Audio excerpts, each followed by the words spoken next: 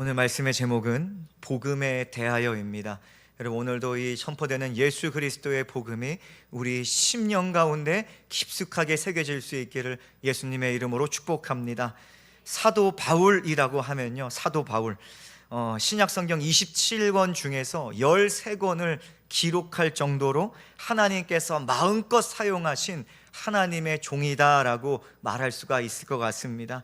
그리고 그의 서신에는요, 어김없이 예수 그리스도의 복음이 깊게 새겨져 있죠. 그러나 사실 이 바울이 처음 신약 성경에 등장할 당시만 해도요, 그는 예수 그리스도에 대해서 전혀 알지 못하는 자였어요. 복음은 조금도 알지 못하는 자였죠. 오히려 예수를 이단이라고 선포했던 자가 바로 사도 바울이었습니다. 당시에 사울이라고 불렸지요. 그는요, 예수 따르는 자들을 박해하는 자로 성경에 처음 등장을 합니다. 더욱이 예수를 핍박하는 일에 굉장히 자부심을 여기는 자로 처음에 등장을 하지요. 그래서 사도행전에서는 이 바울이 처음 등장하는 장면이 너무나 분명한데, 복음이 완전하게 배척당하는 것을 배경으로 하고 있습니다. 그것은 어떠한 장면이었습니까? 스데반이 성령 충만하여서 예수 그리스도의 복음을 전하는데 돌에 맞아 순교하게 됩니다. 그 장면에서 사도 바울이 등장하게 되는 것이죠. 그는요, 예수 그리스도를 전하는 스데반을 죽어서 마땅한 놈이라고 여겼습니다. 너는 돌 맞아 죽어도 된다라고 이렇게 생각했던 사람이 바로 사도 바울이었어요. 스데반의 순교를 시작으로 해서 예루살렘에 대대적인 박해가 일어나기 시작합니다. 교회들이 얼마나 핍박당하는지 몰라요. 그때 그 박해하는 일에 선봉장이 누구였습니까? 핵심적인 일을 하던 사람이 바로 사도 바울이었습니다. 그러나 이후에 그는 한 사건을 통해 완전히 새로운 사람으로, 완전히 다른 사람으로 변화가 되었지요. 그것은 예수 전하는 자들을 잡아가려는 다메섹 길을 위해서 부활하신 예수 그리스도를 만난 사건입니다. 예수님은요, 교회를 온 힘 다해 박해하던 바울을 온 힘 다해 예수를 전하는, 교회를 세우는 사람으로 택하시고 부르셨어요. 강권적인 은혜로 그를 만나주시고 하나님의 사도로 불러주셨다는 것입니다. 오늘 본문 1절에서요, 바울은 자신 있게 자신을 이렇게 소개하더라고요. 나는 예수 그리스도의 사도다. 나는 사도다라고 자신을 소개합니다. 나는 예수 그리스도로 말미암아, 그리고 예수 그리스도를 죽은 자 가운데서 살리신 하나님 아버지로 말미암아 사도가 되었다라고 선포합니다. 그리고 이어서 갈라디아 지역 교회들에게 정말 그들이 믿고 있는 예수 그리스도의 복음에 대해서 다시 한번 강조하고 있는 것을 분명히 살펴볼 수가 있습니다. 바울이 전하는 복음이 바로 오늘날 우리가 믿고 고백하는 예수 그리스도의 복음이라는 것이죠. 그렇다면 여러분, 한 가지 질문을 드리자면, 여러분은 복음에 대하여 얼마나 많이 알고 있습니까? 복음에 대해서 얼마나 알고 있습니까? 더 한 가지 질문은 또 다른 질문을 드리자면요, 여러분, 그 받은 복음, 은혜의 복음, 생명의 복음을 변질시키지 않고 성경이 이른 대로 우리 삶 가운데 잘 고수하고 있습니까? 이 본문 당시에 갈라디아 지역 교회들에게 바울이 전하는 복음과는 전혀 다른 복음이 틈타 들어와 있었다는 것입니다. 안타깝게도 갈라디아 지역 교회의 성도들이요, 그 틈타 들어온 다른 복음을 따라가고 있었다는 것입니다. 그 복음을 따라 살고 있었어요. 그렇게 바울은 갈라디아 교회, 이 갈라디아 지역 교회 성도들에게 이 가짜 복음, 다른 복음을 경계시키고 정말로 참 복음이 무엇인지를 다시 한번 가르치기 위해서 지금 갈라디아서를 쓰고 있다는 것이죠. 오늘부터 갈라디아서 말씀을 통해서 우리가 믿는 복음이 무엇인지를 다시 한번 살펴보려고 합니다. 한 이 갈라디아서 설교 시리즈가 최소한 2달 이상은 갈 것 같습니다. 여러분, 이전에 제가 사도행전 강해를 하면서 사도행전 별명이 뭐라 그랬죠? 성령 행전이라고 말씀드렸죠. 성령을 따라가는 그 사도들의 모습, 성령 행전입니다. 근데 이 갈라디아서도요, 별명이 하나 있습니다. 무엇이냐? 작은 로마서입니다. 로마서에 담겨있는 이 복음의 정수가 갈라디아서에서도 분명히 드러나 있지요. 그래서 우리가 이 갈라디아서 말씀을 통해서 계속해서 복음에 대해서 2달 이상 말씀을 나누려고 합니다. 성경이 말하지요. 들을 귀 있는 자는 들으라. 들을 귀 있는 자는 들으라. 이 하신 말씀대로 우리 귀에 예수 그리스도의 복음이 들릴 수 있기를 예수님의 이름으로 축복합니다. 그리하여서 우리 교회가 세상과 닮은 복음이 아니라 세상과 구별된 복음을 믿고 고백하며 따라갈 수 있기를 예수님의 이름으로 축복합니다. 이 복음에 대하여 첫 번째로 다룰 것은, 복음의 목적은 건짐이라는 것이죠. 복음의 목적은 구원입니다. 오늘날 우리가 하는 모든 일들, 아주 작은 일이라고 할지라도 모든 일에는요 목적이 있습니다. 하물며 침대에 가만히 누워있는 것도 생각해 보세요. 왜 누워있어요? 쉼이라는 목적이 분명히 있잖아요. 하나님께서도 언제나 목적을 가지고 일하십니다. 하나님도 언제나 목적을 가지고 행하시는 분이십니다. 하나님께서 세상에 주신 은혜의 복음도요 분명한 목적을 가지고 있어요. 오늘 사도 바울은 4절 말씀에서 그 목적을 우리에게 말씀하고 있습니다. 그리스도께서 하나님 곧 우리 아버지의 뜻을 따라 이 악한 세대에서 우리를 건지시려고 우리 죄를 대속하기 위하여 자기 몸을 주셨다. 우리를 건지시기 위하여 자기 몸을 주셨다라고 분명히 복음의 목적을 말씀하고 있지요. 그런데 이 복음에 대하여 가장 먼저 분명하게 알고 고백하고 시작할 것이 있습니다. 그것은 예수 그리스도의 구원의 복음은 100%예요. 100% 하나님의 뜻으로 말미암아 사람에게 주어진 은혜라는 것입니다. 100% 하나님의 은혜예요. 복음은 사람이 조금이라도 하나님께 요청했기 때문에 주어진 소식이 아닙니다. 그 구원의 소식이 아니에요. 복음의 시작부터 끝까지 사람이 개입한 부분은 전혀 없습니다. 한 군데도 없어요. 사람이 이 복음에 있어서 사람의 지분은요 얼마나 될까요? 0.00001%도 없는 거예요. 전혀 없습니다. 100% 하나님의 뜻으로 말미암아 주어진 은혜의 소식이라는 것이죠. 복음의 모든 것이 세상을 사랑하시는 하나님 아버지의 전적인 뜻으로 말미암아 주어졌다는 거예요. 절대적으로 하나님의 뜻에 의하여 계획되었고요, 절대적으로 하나님의 뜻에 의하여 실행되었고요, 절대적으로 하나님의 뜻에 의하여 성취된 은혜의 소식이라는 것이죠. 우리가 이것을 분명히 하고 복음을 들어가야 돼요. 로마서에서 바울은 이 복음이 세상에 주어진 시점에 대해서 분명히 말씀하고 있어요. 로마서 말씀을 보니까 우리가 아직 죄인 되었을 때에 그리스도께서 우리를 위하여 죽으심으로 하나님께서 우리에 대한 자기의 사랑을 확증하셨다. 언제입니까? 우리가 아직 죄인이었을 때 복음이 우리 가운데 주어졌대요. 더 나아가서요, 로마서 5장 10절을 보면 심지어 이렇게 말해요. 우리가 원수 되었을 때예요. 원수 되었을 때, 원수였을 때, 하나님과 원수 사이였을 때 하나님께서 아들을 보내셔서 죽게 하셨다는 거예요. 그러니 여전히 우리가 하나님에 대해 무지해요.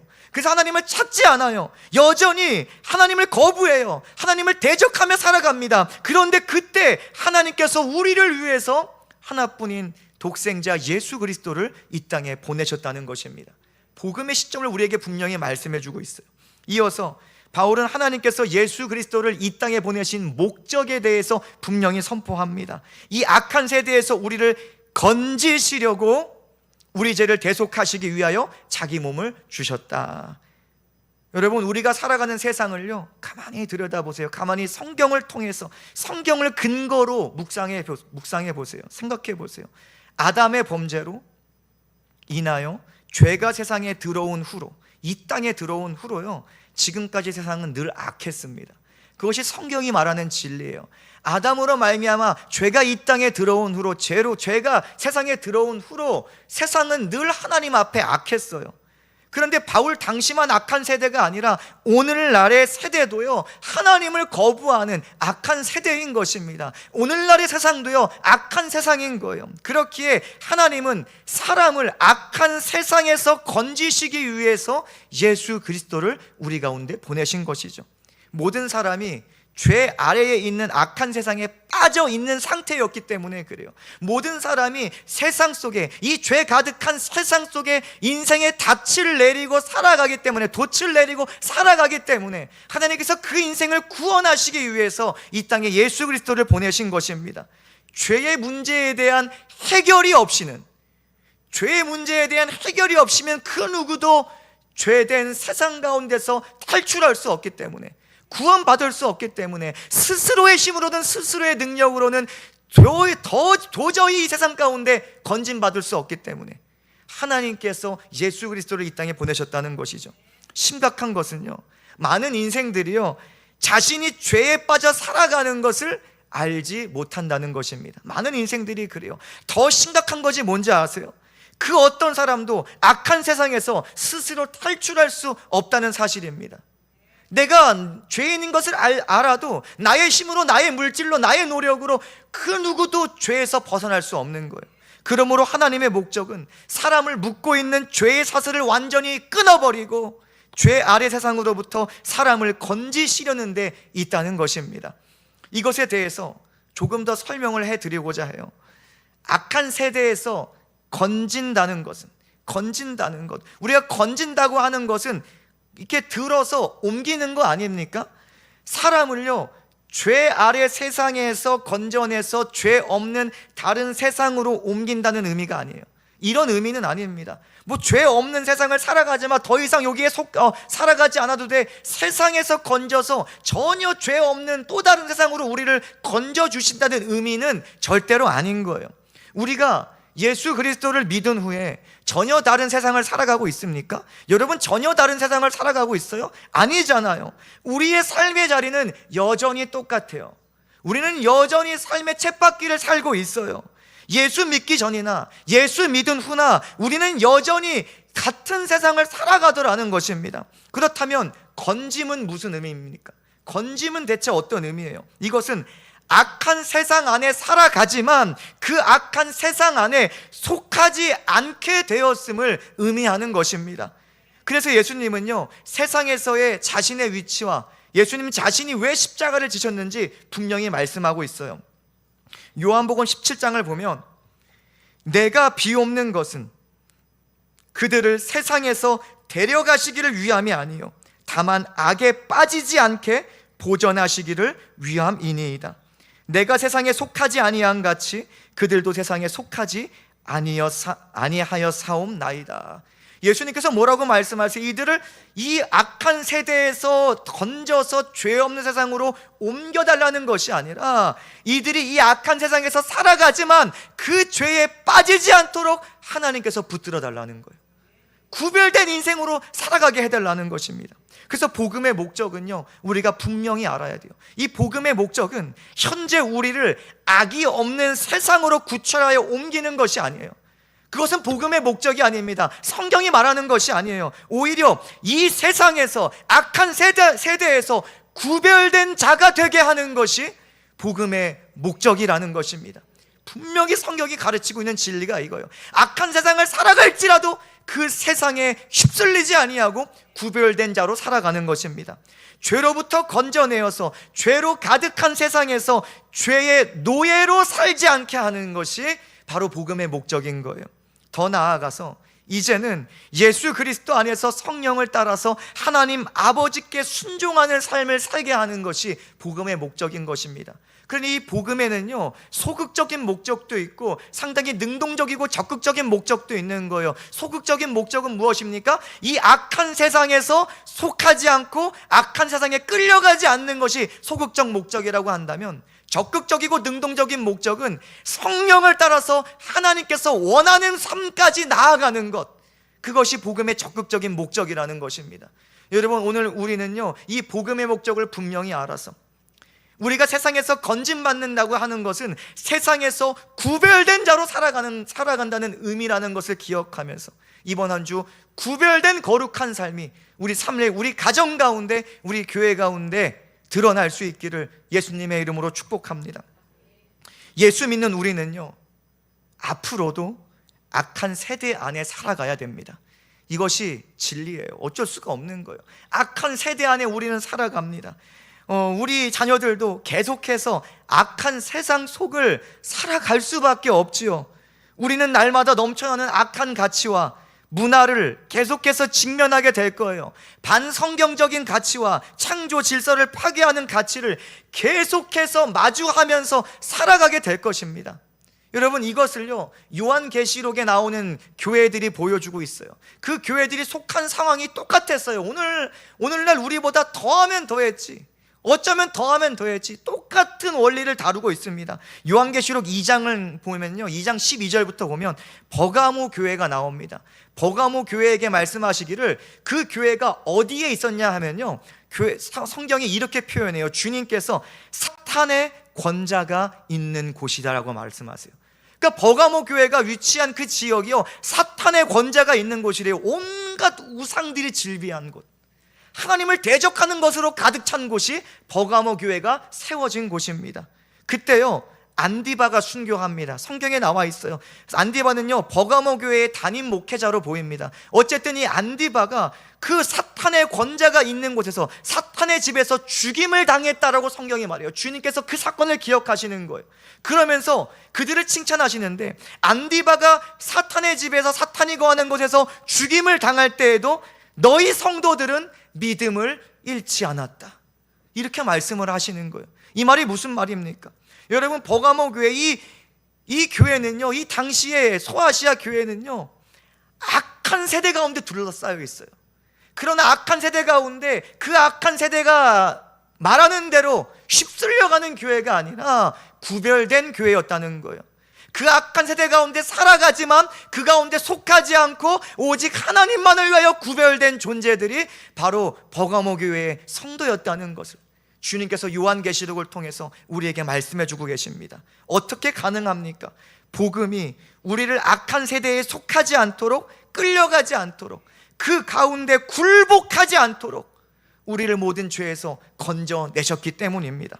그러므로 오늘 우리는 악한 세상에 살아가지만 더 이상 그 세상에 속한 자들이 아니라는 것입니다. 예수 그리스도의 복음을 믿는 우리를 흑암의 권세에서 건져서 사랑의 아들의 나라로 옮기셨기 때문에 더 이상 우리는 세상을 살아가지만 세상에 속한 존재가 아닌 것입니다. 골로새서에서 말씀하세요. 그가 우리를 흑암의 권세에서 건져내사 그의 사랑의 아들의 나라로 옮기셨으니 그 아들 안에서 우리가 속량 곧 죄사함을 얻었다. 우리가 오늘날 예수 안에서 죄사함을 얻고 이제는 세상을 살아가지만 세상에 속하지 않고 하나님 나라에 속하여서 구별된 존재가 되었다는 거예요. 구별된 존재로 우리가 살아가게 됐다는 거예요. 우리가 고백하는 예수 그리스도의 복음은요, 우리를 죄의 권세에서 건져내는 하나님의 능력이요, 전적인 하나님의 은혜인 것입니다. 우리는 그 전적인 하나님의 은혜에 의하여 믿음으로 죄사함 받았어요. 믿음으로 죄사함 받았어요. 믿음으로 악한 세대로부터, 미혹하는 사단의 권세로부터 완전하게 건짐 받았음을 믿습니다. 이어서 바울은 이 놀라운 건짐의 근거를 우리에게 말해주죠. 다시 한번 4절 말씀을 보면, 이 악한 세대에서 우리를 건지시려고 우리 죄를 대속하기 위하여 자기 몸을 주셨다. 이것이 근거인 거예요. 자기 몸을 주셨다. 다시 말해서 우리를 건지시기 위해서 하나님의 아들이신 예수 그리스도께서 육신을 입고 이 땅에 오셔서 하신 일이 무엇입니까? 자신을 속죄 제물로 드린 일이에요. 하나님과 우리 사이에 화목 제물로 자신을 드리셨다는 것입니다. 죄인을 대신해 죄 없으신 예수 그리스도께서 십자가에서 달려 죽으셨다는 거예요. 우리를 대신해 채찍에 맞으시고, 우리를 대신해 가시면류관 쓰시고, 우리를 대신해 못 박혀서 죽으셨다는 거예요.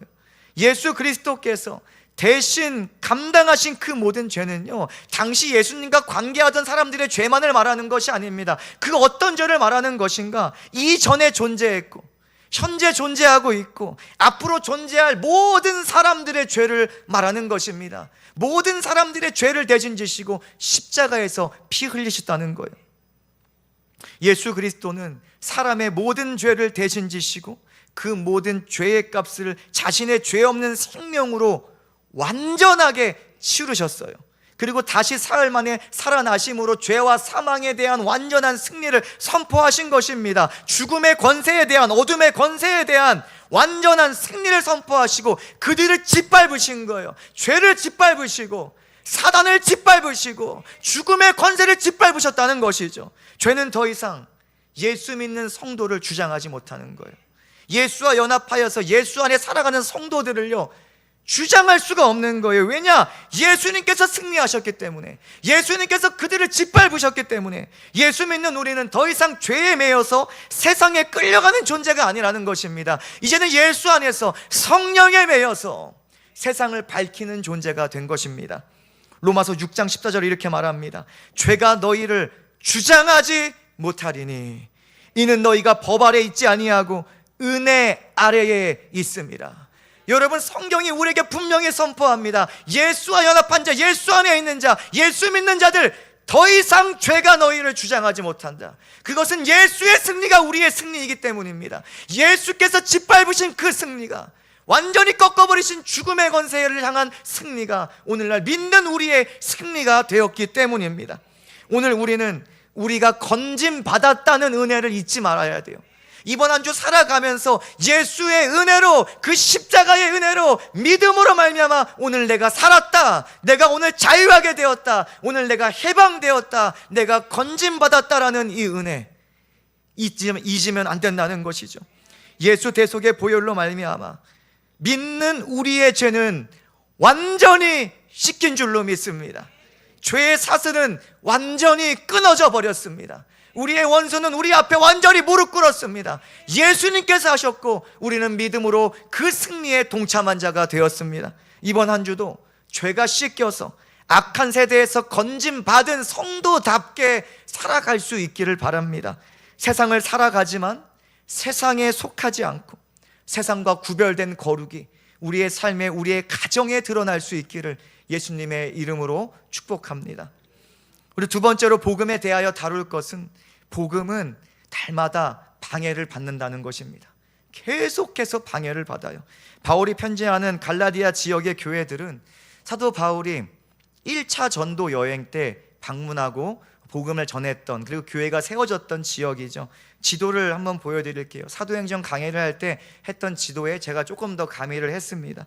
비시디아, 안디옥, 이고니온, 루스드라, 더베가 속한 지역이 갈라디아 지역으로 저기 초록색으로 표시를 해드렸지요. 사실 이 갈라디아가 굉장히 깁니다. 저 북쪽 끝까지 올라가서요 굉장히 긴 지역이에요. 그런데 사도 바울이 먼저 남쪽에 있는 갈라디아를 1차 복음 전도 여행 때 방문을 했었죠.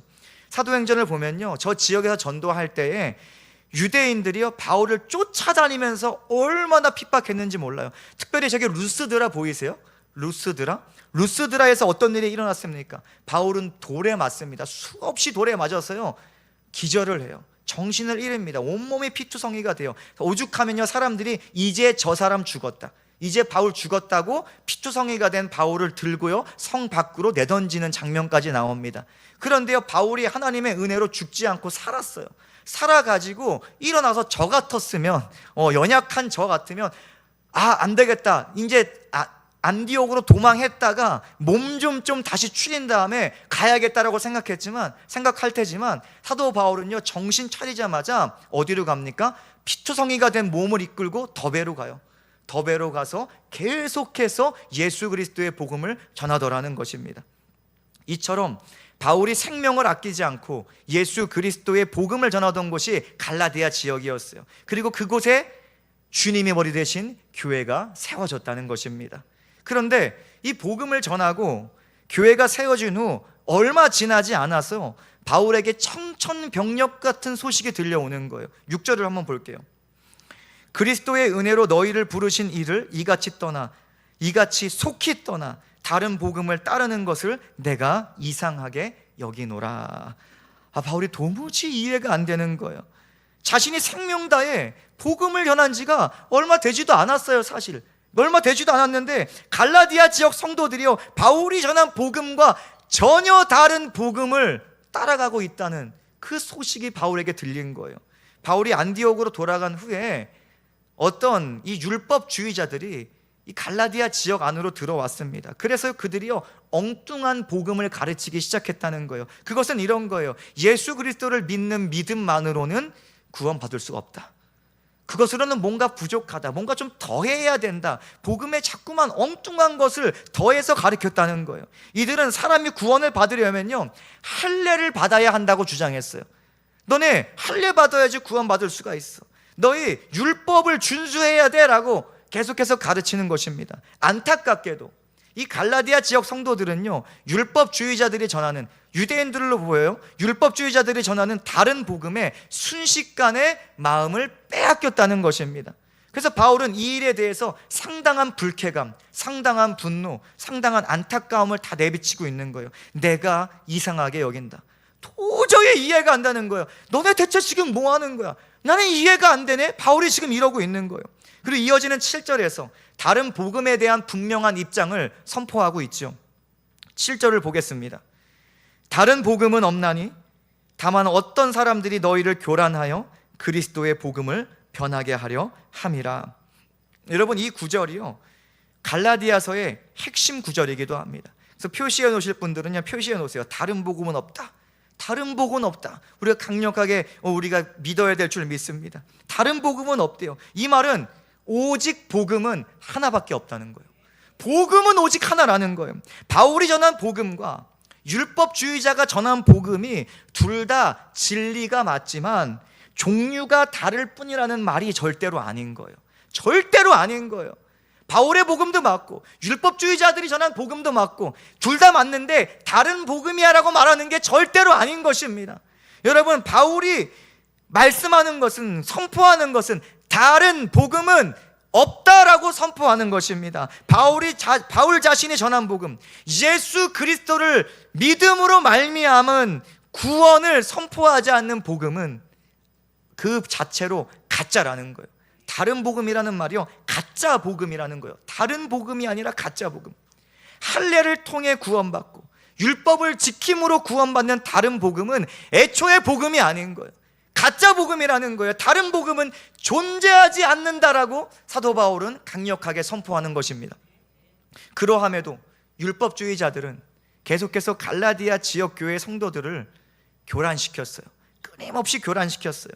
마음을 막 뒤흔들어 놓는 거예요. 이렇게 말해요. 믿음으로만 구원받는다고? 그게 말이 된다고 생각하니? 그것만으로는 부족해. 아니, 생각해봐. 너가 제대로 해야 구원받지. 너가 제대로 해야 구원받지. 자꾸만 이런 거를 가리키는 거예요. 여기서 알 수 있는 사실이 하나 있어요. 온전한 참 복음을 믿으며 고수하는 길은요, 결코 쉽지 않다는 것입니다. 여러분, 구원받는 믿음의 길은 절대로 평탄한 대로가 아닙니다. 절대로 평탄한 대로가 아니에요. 얼마나 많은 방해가 있는지 몰라요. 세상에는 참 복음의 길에서 성도를 끌어내리려는 세력이 존재합니다. 여러분의 신앙을 끌어내리려는 세력들이 존재한다는 거예요. 복음은 늘 방해받아요. 복음은 시대마다 방해받았어요. 세상에는 복음을 사람의 관점에서 해석해서 하나님의 의도를 망치려는 시도가 끊이지 않고 있습니다. 끊이지 않고 있어요. 하나님의 의도를 다 무너뜨리려고 해요. 다 뒤집으려고 해요. 그래서 7절을 보면 복음을 변하게 하려 한다라고 되어 있죠. 이것이 뜻이 무엇이냐? 의미가 복음을 뒤집어 버리려고 한다라는 의미를 가지고 있어요. 변질시키려고 한다는 원어적인 의미가 포함되어 있습니다. 더 이상 복음을 복음되지 못하게 만드는 거예요. 복음이 아닌 것으로 만들려고 시도한다는 것입니다. 근데 놀랍게도 복음을 뒤집어서 사람의 관점으로 이해하려는 시도는요, 사람의 마음을 순식간에 사로잡아 버립니다. 참 놀랍죠. 보세요. 바울이 6절에서 무엇이라고 말해요? 그리스도의 은혜로 너희를 부르신 이를 어떻게 떠났대요? 속히 떠났다. 속히 떠났다. 막 고민해보다가 아닌 것 같은데 어떻게 하다가 넘어간 게 아니라 순식간에 고민해 볼 필요도 없이 홀라당 넘어가 버렸다는 거예요. 갈라디아 지역 교회들은요, 바울이 떠난 뒤에 틈타 들어온 이 율법주의자들의 거짓 복음에 순식간에 매료되어 버렸습니다.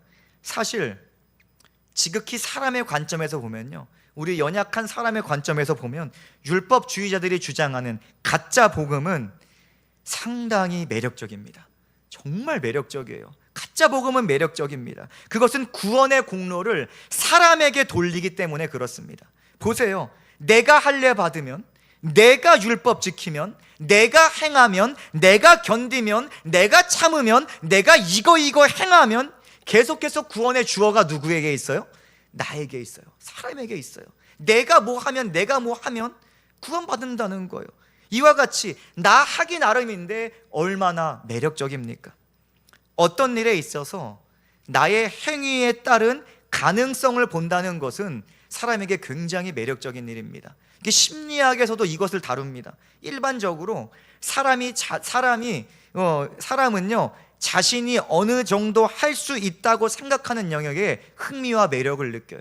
내가 해갖고 될 것 같은 가능성이 보이면 그 일에 흥미를 느낍니다. 물론 어려운 일에도 도전하면서 흥미를 느끼지만 더 나아가서 완전히 불가능하다고 느껴지는 영역은 매력을 못 느껴요.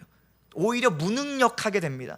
도저히 관심이 생기지 않는 거예요. 그런데 여러분, 바울이 전하는 복음을 보세요. 바울이 전하는 복음은 사람의 가능성을 조금도 말하지 않습니다. 사람의 행위에 따른 구원을 조금도 말하지 않습니다. 사람의 노력과 의지에 따른 그 어떤 행위도 구원에 영향력을 미칠 수 없어요. 0.00001%도 구원의 영향력을 미칠 수 없어요. 사람은 할 수 없대요. 나 하기 나름이라는 것은 예수 그리스도의 복음과 완전히 상관되지 않는 말입니다. 상관없어요. 전혀 상관없는 말이에요. 그런데 율법주의자들이 전하는 복음은 어때요? 나 하기 나름이야. 이 복음 주장이에요. 할례 받아야 하고, 음식 가려서 먹어야 돼, 음식법 다 지켜야 하고, 그 외에 율법도 놓치면 안 되고. 그러니 이 바울을 통해 회심한 지 얼마 되지 않은 수많은 성도들이요 다 넘어가는 거예요. 아 그래 듣다 보니까 이제야 납득이 되네.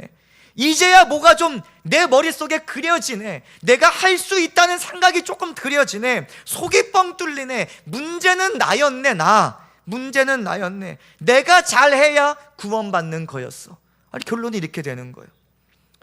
여러분, 오늘날에도 복음은 방해받습니다. 오늘날에도 복음은 방해받고 있어요. 복음을 뒤집으려는 자들이 얼마나 많은지 몰라요. 그리고 그 가짜 복음은 굉장히 매력적이라서 많은 인기를 끌고 있습니다. 지금도 사람의 귀를 즐겁게 해주는 가짜 복음이 우리 주변에 얼마나 가득한지 몰라요. 이 정통 교단 안에도 사람의 귀를 즐거워하게 하는 이 가짜 복음들이 얼마나 많이 들어있는지 모릅니다. 오늘날 모든 종교에는 하나님께 이르는 길이 있다고 가르치는 자들이 있습니다. 이런 것을 주장하는 자들이 있어요. 더 나아가 예수만이 길이 아니라는 거예요. 예수만이 길이 아니라는 것입니다. 모든 종교의 길이 있다는 거예요. 그런데 이곳에 동참하고 있는 목회자들이 생기고 있다는 것이 참 안타까운 현실입니다. 여러분, 이들은 복음에 자꾸 무언가를 더하려고 해요. 혹은 하나님이 의도하신 복음을 자꾸 뒤집으려고 해요. 무언가를 빼려고 해요. 이번 주 복음학교 때 뭘 다녔습니까? 하나님은 사랑이시라고 외쳐요. 여기까지는 똑같아요. 그런데 그들은 복음에 자꾸만 빼는 거예요. 하나님 사랑이셔서 모든 자를 구원하셔. 하나님 사랑이셔서 심판하지 않으셔. 복음과 성경과 전혀 다른 결론이 맺어지는 거예요. 성경은 말하기를 모든 믿는 자를 구원하시는 하나님의 능력이다. 그런데 이들은 자꾸만 생략해요. 모든 믿는 자가 아니라 모든 자를 구원하시는 하나님의 능력이다. 자꾸 사람 귀에 듣기 좋은 복음을 선포하더라는 거예요. 얼마나 많은지 몰라요. 다양성 속의 일치를 전제로 합니다. 복음을 이렇게 전제하는 거예요. 모든 다양성을 인정해줘요. 구원도 인정해줘요. 다 있다는 거예요. 그러면서 우리는 하나 되어야 한다는 거예요. 모든 교회가 하나 되어야 돼요. 이슬람의 교회도 하나 되어야 되고, 천주교도, 동방정교도, 개신교도 우리가 다 하나님 믿으니 하나 되어야 한다고 가르치는 수많은 교회들이 생기고 있다는 거예요. 여러분, 사람의 입장에서 보면요 얼마나 듣기 좋아요. 모든 것을 포용해주고 인정해주니 사람들은 박수치면서 칭찬합니다. 이것이 종교지. 저 깨어있는 목회자를 봐라. 여러분, 그런데 오직 예수를 외치는 교회는요 얼마나 손가락질 당하는지 몰라요. 악한 세대 가운데 손가락질 당하면서 너희만 잘났냐, 너희만 종교냐, 얼마나 욕을 먹는지 모릅니다. 여러분, 그러나 우리는 오직 예수를 선포하지 않는 모든 것들로부터 우리 자신을 지켜야 하는 것입니다. 사람 중심의 듣기 좋은 복음이 있어요. 사람 중심의 착한 복음이 있어요. 여러분, 이러한 가짜 복음들을 경계해야 하는 것입니다. 사람 듣기 좋은 가짜 복음들, 착한 복음들 다 경계해야 돼요. 이것들은 다 가짜 복음입니다. 그리고 수많은 가짜 복음들은 마지막 날까지 성도의 믿음을 방해할 것입니다. 변질된 복음으로 성도들의 마음을 빼앗으려 할 것입니다. 그렇기에 우리는요, 성경이 말하는 참 복음을 계속해서 배워야 하는 거예요. 계속해서 붙들어야 하는 거예요. 계속해서 날마다 연구하고 그 복음 붙들면서 기도하며 살아가야 하는 것입니다. 복음은 몇몇 사람들이 오해하는 것처럼 구원의 첫 관문이 아닌 거예요. 평생 걸어야 할 길입니다. 복음은 우리가 평생 걸어가야 할 길이에요. 복음은 우리가 끝까지 선포하고 끝까지 붙들어야 할 생명인 것입니다. 오늘 우리에게 오직 예수께서 유일한 길이시며 오직 예수를 믿음으로만 구원받을 수 있다는 참 복음이 마음판에 새겨질 수 있기를 예수님의 이름으로 축복합니다. 거짓 복음을 경계하고 멀리할 수 있는 영적인 지각과 영적인 분별력이 성령을 통해 오늘 예배하는 우리 모두에게 세워질 수 있기를, 부어질 수 있기를 예수님의 이름으로 축복합니다. 말씀을 정리합니다. 오늘날 우리가 믿고 고백하는 예수 그리스도의 복음은 100% 우리를 사랑하시는 하나님의 전적인 뜻에 의해서 주어진 은혜의 기쁜 소식입니다. 하나님의 아들이신 예수 그리스도께서 대속의 피를 십자가에서 흘리심으로 오늘 우리가 믿음으로 죄사함 받고 믿음으로 구원받았습니다. 오늘 예수 그리스도를 믿는 우리는 더 이상 죄 아래에 묶인 존재가 아닙니다. 우리는 세상에서 하나님의 나라의 백성으로 구별되어 살아가는 존재가 된 것입니다. 세상을 닮은 가짜 복음은요, 이번 한 주도 우리를 공격할 것입니다. 우리를 미혹할 거예요. 사람 중심의 가짜 복음은 거룩한 길을 방해하고 구별된 삶을 무너뜨리려고 할 것입니다. 이번 한 주도 우리는 오직 예수만을 외칠 수 있기를 축복합니다. 지금 한번 외쳐볼까요? 오직 예수, 오직 예수, 오직 예수. 여러분, 우리가 오직 예수만을 외치고 이번 한 주 승리해야 됩니다. 예수만이 죄사함과 구원의 길이라는 믿음을 가지고 오직 예수 안에서 성령을 따라 거룩한 삶을 살아가야 되는 것입니다. 여러분, 반드시 기억하세요. 다른 복음은 없습니다. 다른 복음은 없습니다. 오직 예수 그리스도의 복음밖에 없어요. 우리는 예수 그리스도를 믿음으로 구원받았습니다. 우리가 잘나서 구원받은 거 아니에요. 우리가 잘 배워서 구원받은 거 아니에요. 우리가 무엇해서 구원받은 거 아니에요. 예수께서 다 하셨습니다. 예수께서 흘리신 그 거룩한 보혈 믿음으로 구원받았습니다. 예수께서 흘리신 보혈은 우리의 모든 죄를 씻기기에 부족함이 없습니다. 더할 것이 없습니다. 뺄 것 없습니다. 그 자체로 완전합니다. 우리가 그 복음을 믿는 거예요. 그 보혈 믿는 거예요. 예수 십자가의 은혜가 우리의 삶에, 우리의 가정에, 우리의 교회에 충만할 수 있기를 예수님의 이름으로 축원합니다. 아멘.